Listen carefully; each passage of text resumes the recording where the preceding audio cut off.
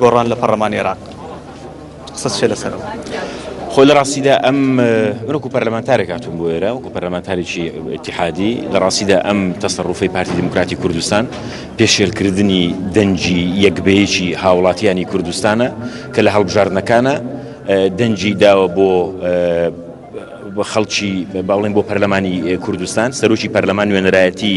تێکڕای لە نەسیاسیەکانەکە تەنها نوێنەرایەتی گۆڕان ناکە ئەمڕۆ ئەو پێشێلکاریە دژی هەموو دەنگدەران و ئەمە تەسەڕوفێکی نابەرپرسیاری پارتی دموکراتی کوردستانە و پێم وایە بێ هەموو لایەنە سیاسیەکان بەرپرسیارانە تر مامەڵە بکەن لە پارتی سەرۆکی پەرلەمانتاران ئەمڕۆ لێرە قسەکانیان قسەی بەرپرسیارانە بوو ئێمە ئەمڕۆ هاتین لەگەڵ خوشکی بەڕێزم ئاڵاخان بۆ ئەوەی کە وەکو سەرۆکی فراکسیۆنی گۆڕان و سەرۆکی فراکسیۆنی یەکێتی جۆرێ لە پشتگیری بۆ سەرۆکی پەرلەمان و بۆ هەڵبەتە سەرۆکی پەرلەمان دیسان دووبارەیەکەمەوە وەکو بە مەفهومە حیزبیەکەی نابەڵکو بە مەفهومی ئەوەی کە خەڵکی کوردستان هەمووی دەنجی داوە بۆ پەرلەمانتاران و سەرۆکی پەرلەمان بە شێوەیەکی شەرعی لەلایەن پەرلەمانتارانەوە هەڵبژێردراوە ئیزەن ئەم نوێنەرایەتی تێکڕای خەڵکی کوردستان دەکاوە من بۆ خۆم پێم وایە ئەم پێشێلکردنی مافە لەلایەن پارتیەوە پێشێلکردنی مافی تەنانەت پارتیەکانیشە و ئیهانەکردن و ڕێزگرتن بێڕێزیکردنە بە شەرعیەتی پەرلەمان کە پێویستە پەرلەمانی هەموو کوردستان بێ بە یەکێتیەکانەوە بە پارتیەکانەوە و بەلایەنەکانی تریشەوە لە ڕاستیدا. سەرۆکی فراکسیۆنی ئەندامی جوڤاتی چاوەڕێکی هەڵوێستی بزوتنەوەکەتان چۆن بێ لەسەر ئەم ڕووداوە ئەگەر سەرۆکی پەرلەمان بە سەرۆکی دامەزراوەیەکی شاری بزانن خۆ فراکسیۆنەکەتان فراکسیۆنێکی بزوتنەوەکەتانە ئەزانی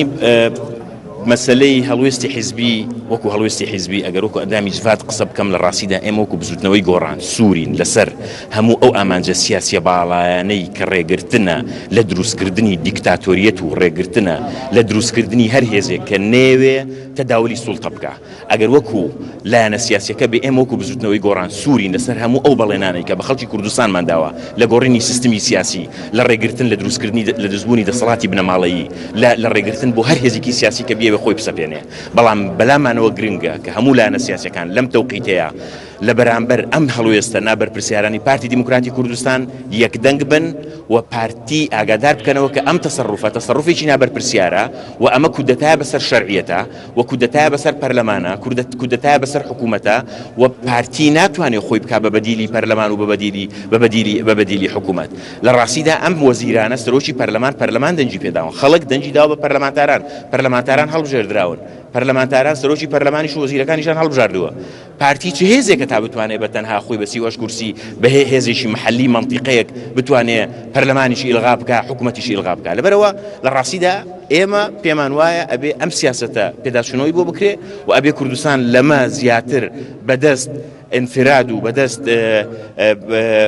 با بڵێن خۆسەپاندنی حیزبێکەوە کۆتایی پێبێ و ئەبێ ئەم سیاسەتە لە ڕاستیە هەموو لایەنە سیاسیەکان هەموو خەڵکی کوردستان هەموو میدیا هەموو مجتەمەعی ئیقلیمی هەموو دنیا لەم تەسەڕوفە ئاگادار بکرێتەوە بۆی عملی سیاسی لە کوردستانە بگەڕێتەوە سەر شاڕی ڕاستەقینەی خۆی کە ڕێزگرتنە لە دامەزراوە شەرعیەکان. بەڵێ هەکار